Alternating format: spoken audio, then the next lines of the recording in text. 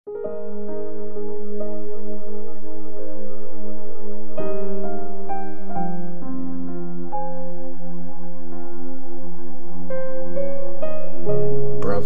chapter 4. Advice ng mga magulang. Mga anak, makinig kayo sa tinuturo ng tatay nyo. Makinig ng mabuti para makaintindi kayo. Ang mga tinuturo ko sa inyo ay mabuti, kaya huwag nyo itong baliwalain. Nung bata pa ako at kaisa-isang anak ng mga magulang ko, tinuruan ako ng tatay ko at sabi niya sa akin, lagi mong tandaan ang mga sinasabi ko. Sundin mo ang mga utos ko at hahaba ang buhay mo. Huwag mong kalimutan o baliwalain ang mga salita ko. Maging marunong ka. Matuto kang mag-isip ng tama. Huwag mong talikuran ang karunungan. Iingatan ka niya. Mahalin mo siya at sisiguraduhin niyang safe ka. Ang pinakamahalaga sa lahat ay maging marunong, at sa lahat ng pwede mong makuha, talino ang piliin mo. Ituring mo siyang mahalaga at itataas ka niya. Huwag mo siyang pakawalan at bibigyan ka niya ng karangalan. Lalagay niya ng koronang bulaklak ang ulo mo. Magandang korona ang isusuot sa iyo. Anak ko, makinig ka, maniwala ka sa mga sinasabi ko para humaba ang buhay mo. Tinuruan na kitang maging marunong. Nilid kita sa tamang pamumuhay. Pag lumakad ka, walang haharang sa daan mo. Pag tumakbo ka, di ka madadapa. Tandaan mo ang mga tinuro sa'yo. Huwag mo yung bibitawan. Ingatan mo ito kasi ito ang nagbibigay buhay sa'yo. Huwag kang lalakad sa landas ng mga masama. Huwag mong gagayahin ang ginagawa nila. Umiwas ka sa masama. Huwag kang gagawa nun. Talikuran mo yon at magpatuloy ka lang. Di makatulog ang masama pag di sila nakagawa ng mali. Gising na gising sila hanggat wala silang nasasaktan. Ang pagkain nila, kasamaan. Ang iniinom nila, karahasan. Pero ang daan ng matuwid ay parang araw na sumisikat. Mas tumitindi ang liwanag sa pagdating ng umaga. Ang daan ng masama ay parang kadiliman. Di nila alam kung anong nakatisod sa kanila. Anak ko, makinig kang mabuti sa mga turo ko. Pakinggan mong mabuti ang mga sinasabi ko. Huwag mo yung alisin sa paningin mo.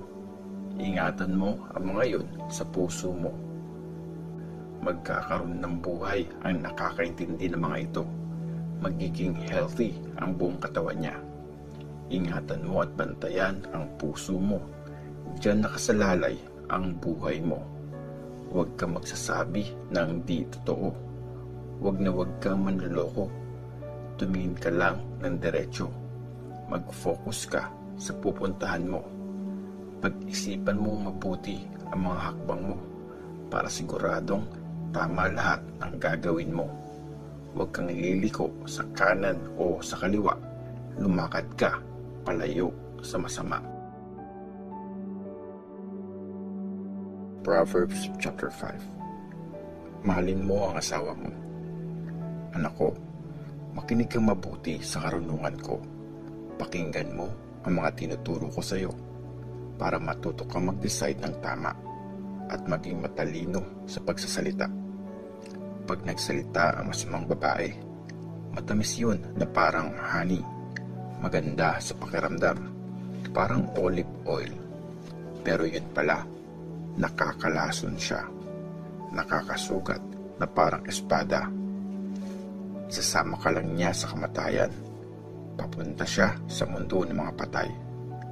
Ayaw niya sa daang papunta sa buhay. Naliligaw na pala siya, pero di pa niya alam. Kaya anak, makinig ka sa akin ngayon. Huwag mong kakalimutan ang mga sinasabi ko. Lumayo ka sa ganung babae. Huwag kang lalapit kahit sa pintulang ng bahay niya. Kasi mawawalan ka ng dangal. at mamamatay ka ng maaga sa kamay ng mga lulupit na tao. Yung kayamanan mo, kukunin ng di mo kilala, at ang pinaghirapan mo sa ibang tao mapupunta. Pag mamamatay ka na, sisigaw ka sa hirap habang unti-unting nauubos ang laman mo. Sasabihin mo, bakit di ako nakinig sa mga pangaral sa akin? Bakit ayokong kinokorek ako? Di ako nakinig sa mga teacher ko. Di ko pinansin ang mga tinuro nila sa akin. Ngayon tuloy, sirang-sira na ako. Hiyang-hiya sa harap ng mga tao. Maging tapat ka sa iyong asawa. Mahalin mo siya. Siya lang at wala nang iba. Kung magkakaanak ka sa ibang babae, wala kang mapapalang mabuti. Pag lumaki ang mga anak mo, dapat ikaw ang tulungan nila, hindi ibang tao. Kaya maging masaya ka sa asawa mo. Matuwa ka sa babaeng pinakasalan mo nung bata pa kayo. Maganda siya at kaakit-akit na parang usa. Magpakasaya ka sa ganda niya at i-enjoy mo ang pag-ibig niya. Anak, bakit ka magpapakabaliw sa babaeng makasalanan? Bakit mo yayakapin ang asawa ng iba? Nakikita ni Lord lahat ng ginagawa mo. Kahit saan ka pumunta, nakatingin siya. Ang masamang ginagawa ng tao ang magtatrap sa kanya. Siya ang magsasuffer sa sarili niyang kasalanan. Mamamatay siya kasi wala siyang kontrol sa sarili. Sa sobrang kabobohan niya, maliligaw siya.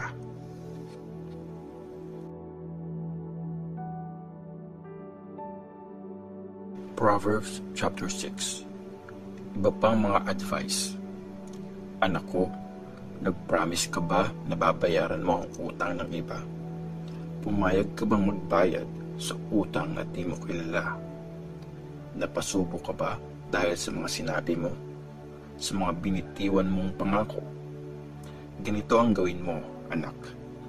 I-save mo ang sarili mo kasi hawak na ng kapwa mo ang buhay mo. Bilisan mo. Magmakaawa kang pakawalan ka niya. Huwag kang matutulog o iidlip man lang. Iligtas mo ang sarili mo na parang ibong na trap. Parang usa na tumatakas sa umahanteng sa kanya.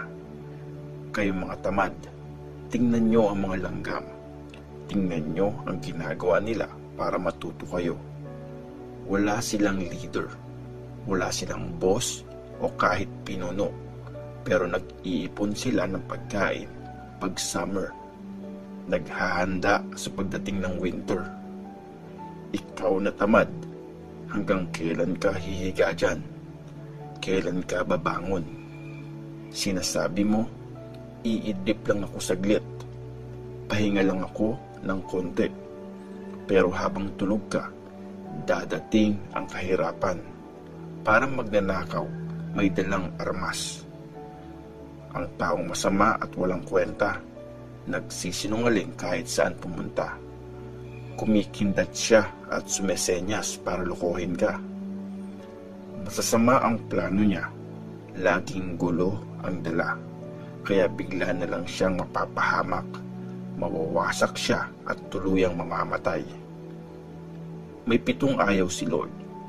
Galit na galit siya sa ganito. Yung mayayabang, sinungaling, pumapatay ng mga inosente, nagpaplano ng masama, mga nagmamadaling gumawa ng hindi tama, tumetestigo ng hindi totoo, at yung gumagawa ng paraan para mag-away ang magkakaibigan. Huwag pumatol sa may asawa. Anak ko, gawin mo ang sinasabi ng tatay mo. Huwag mong kakalimutan ang mga turo ng nanay mo. Ingatan mo ang mga yon sa iyong puso. Lagi mong isuot na parang kwintas. Ililid ka ng mga yon saan ka man pumunta. Babantayan ka habang tulog ka at bibigyan ka ng advice sa buong araw. Kasi ang kautusan parang ilaw na nagliliwanag at ang pagsasaway naglilid sa maayos na pamumuhay. Ilalayo ka nito sa masamang babae, sa pambobola ng babaeng may asawa. Huwag kang magpapatukso sa ganda niya. Sa mga tingin niya, huwag kang magpapadala. Makakakuha ka ng prostitute sa presyo ng tinapay. Pero pag pumatol ka sa asawa ng iba, kapalit nun ay iyong buhay. Pag tinikit mo ang apoy sa dibdib mo, hindi ba masusunog ang damit mo? Pag lumakad ka sa baga, di ba masusunog ang iyong paa? Ganon din ang sumisiping sa asawa ng iba. Yung gumagawa nito, siguradong magdurusa. Hindi ka magagalit sa magnanakaw kung nagnakaw siya dahil sa gutom. Pero pag nahuli siya, 7 times ng kanyang ninakaw ang babayaran niya. Ibibigay niya lahat ng meron siya. Di nag-iisip ang taong sumisiping sa may asawa. Ang gumagawa nito, sinisira ang sarili niya. Mabubugbog siya at mawawalan ng dangal. Di na mabubura ang kahihiyan niya. Dahil sa selos, nagwawala ang asawang lalaki. Di siya maaawa pag siya ay naghiganti. Di siya tatanggap ng kahit anong bayad. Kahit mag-offer ka ng marami, di mawawala ang galit niya.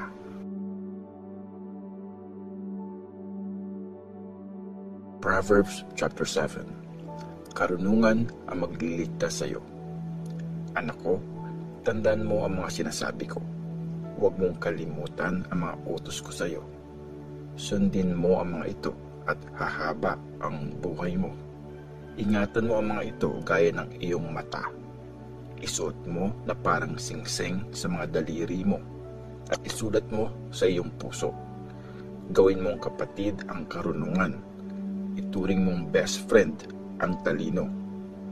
Ililigtas ka sa kanila sa babaeng masama, sa matatamis na salita ng babaeng nangangaliwa. Ang babaeng nangangaliwa. Nakadungaw ako sa bintana.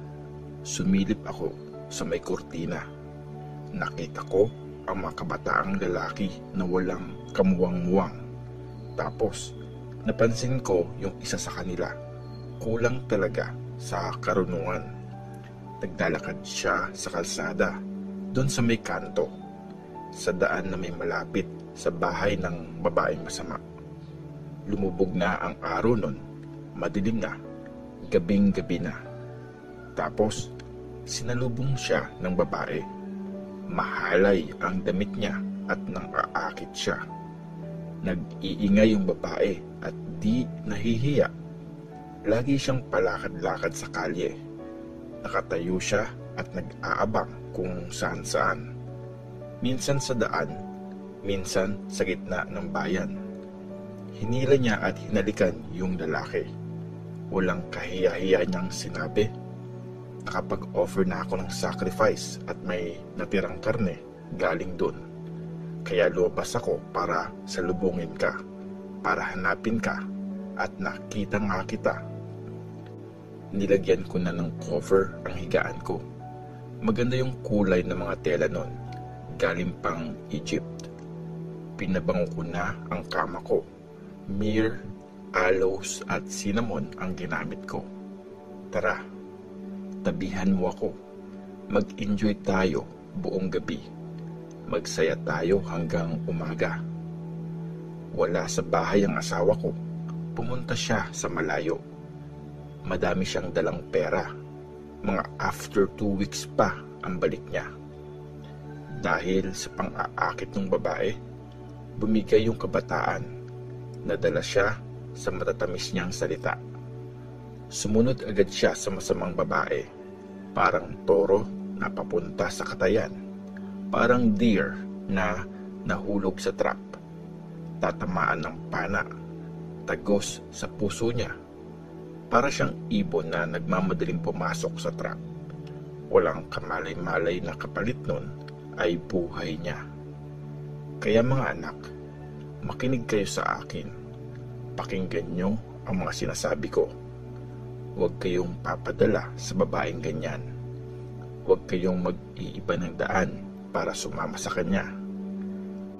Marami na siyang nabiktima. Sobrang daming buhay na ang winasak niya. Ang bahay niya ay daanan papunta sa mundo ng mga patay. Diretso yun sa kamatayan.